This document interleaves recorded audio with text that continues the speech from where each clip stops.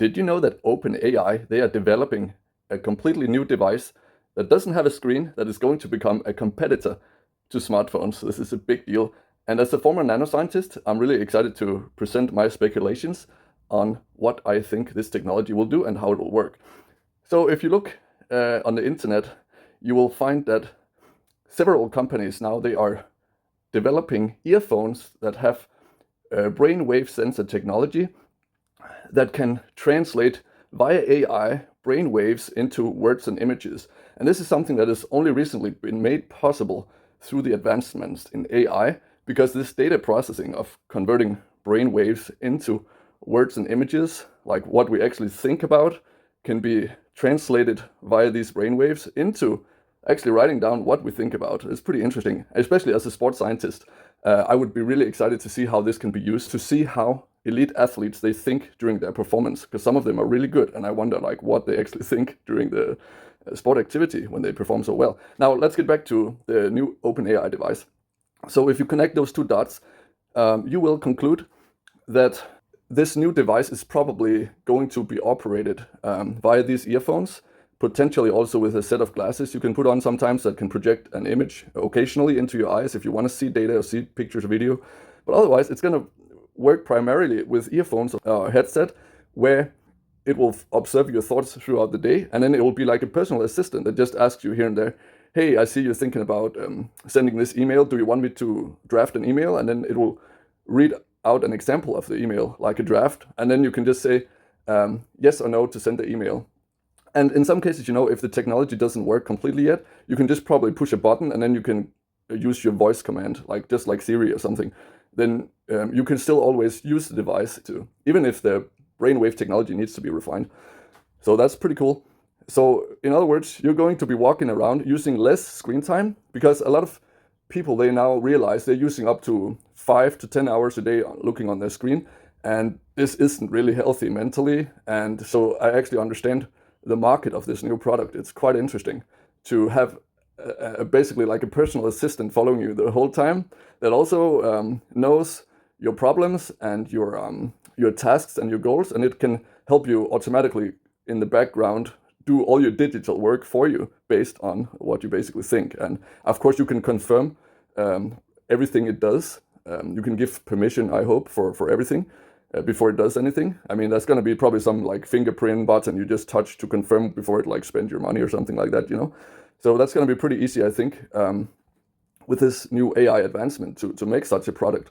In this way, with this new advancement, it actually, if you zoom out and look at what it means to be a human, actually it means that as a human, you are actually emitting your thoughts as electromagnetic radiation. That's what's happening, folks. It's really interesting to think of humanity in a new way with this new advancement. And the thing I'm talking about here is the perspective where you realize that all humans, they send out a signal based on their thoughts, and that signal has the frequency. It's a little bit like all the spiritual woo-woo kind of stuff, but now it's becoming science.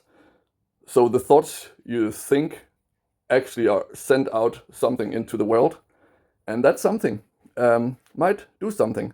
I don't know, but it's going to come out probably in the future, like how important our common thought patterns are. And there's also science that actually shows, like real science, medical science shows that if you have a sick person in a room and you pray for the person will get healthier quicker. And this has been proven by several studies. And that actually shows that perhaps what we think sends out a signal into the world that can also interact with other living organisms. Interestingly, for example, in UK now you have all these very weird, crazy laws that are being enforced, and one of them is it's illegal pray silently in public, even silently in public. It's illegal to pray in England now. It is bananas. But if you look at this science I just mentioned, it might make sense. If you know what kind of agenda they are working for, it's not that pretty. They rather want to escalate a war and bring more suffering instead of working towards peace. But it all makes sense if you get the big picture. Now, but see it in a positive way, we can maybe change the world more than we think if we just think in the right pattern. And with that in mind, you can completely change your understanding of what media actually does, because what media actually does is it forces, and you could say it definitely encourages humanity to think at a certain vibe. So for example, if media is promoting you to be really scared and of a war, and then is promoting your solution is to keep supporting a war instead of supporting peace. If the media presents a picture in your mind like a solution that is built on revenge and continuing the conflict instead of solving conflict with peace, with a peace deal, then it becomes really interesting to think about that. What if we all could change our thought patterns to think in terms of peace and living in harmony, instead of fueling this hatred and revenge-based thinking patterns that I think, sadly, a lot of people are stuck in. One of these new brainwave sensor headsets is called Emotiv Epoc X, just to mention an example. If you want to look into it, it's pretty interesting. By the way, as we speak in these days, there are peace negotiations happening in Turkey to stop the war. So I invite you to say a little prayer today for peace.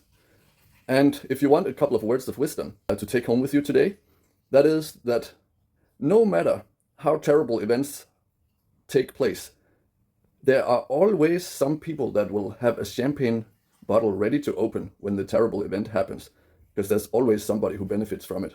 If you want to make a bright future, the first step is to know who these people are and think about how we can stop them. Have a good day. Now, found that interesting? Make sure you subscribe, give it a like, and see you on the next one.